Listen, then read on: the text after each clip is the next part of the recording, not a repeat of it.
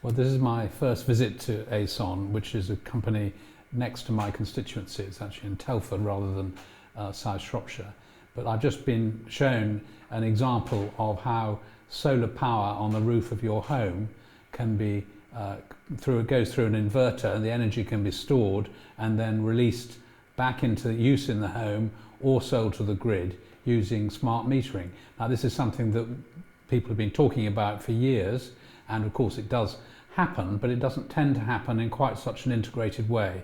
So what's really exciting about this opportunity is that one of the local housing associations have started installing in social housing units that they own, and tenants are getting the benefit. So I think there's a real opportunity here, if this can be spread far and wide, to be able to allow the consumer, people living in social housing, to benefit from this innovation and cut emissions at the same time.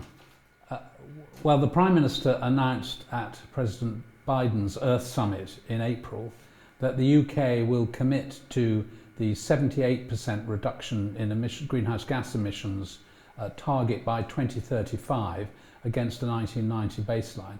Now, this is extremely ambitious, but it's in line with the recommendations of the Committee on Climate Change for their 6th carbon budget that were published at the end of the last year. And what is particularly impressive about the target is that it for the first time includes emissions from aviation and maritime, which previously had not been included in targets set by countries around the world.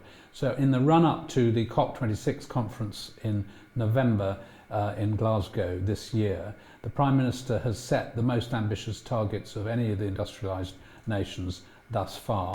It's going to be very challenging. It's going to require significant behavioural change, and in particular it's going to require a major focus on the heat emissions or greenhouse gas emissions coming out of the homes that we live in. There are 19 million homes in the UK out of 29 million that are not sufficiently energy efficient at the moment.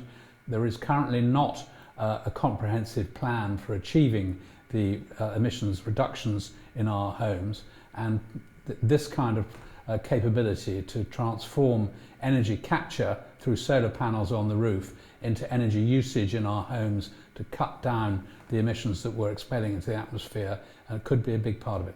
So the committee that I chair did an inquiry into energy efficiency in homes this past year. We made a recommendation that the Green Homes Grant, which we'd welcomed when it was announced as part of the July economic package last summer, was a good initiative and should be supported, but the implementation of it was very poor, and that needed to be overhauled, and the scheme needed to be extended, not scrapped. A week later it was scrapped. So I am now working with colleagues in Parliament to try to encourage the government to develop a successor scheme to be provided with the funding in the spending review this autumn to allow consumers and contractors to have confidence that they can invest in the skills and the technologies required to enable the retrofitting of 19 million homes that we've got to do somewhere or another, and we need a plan.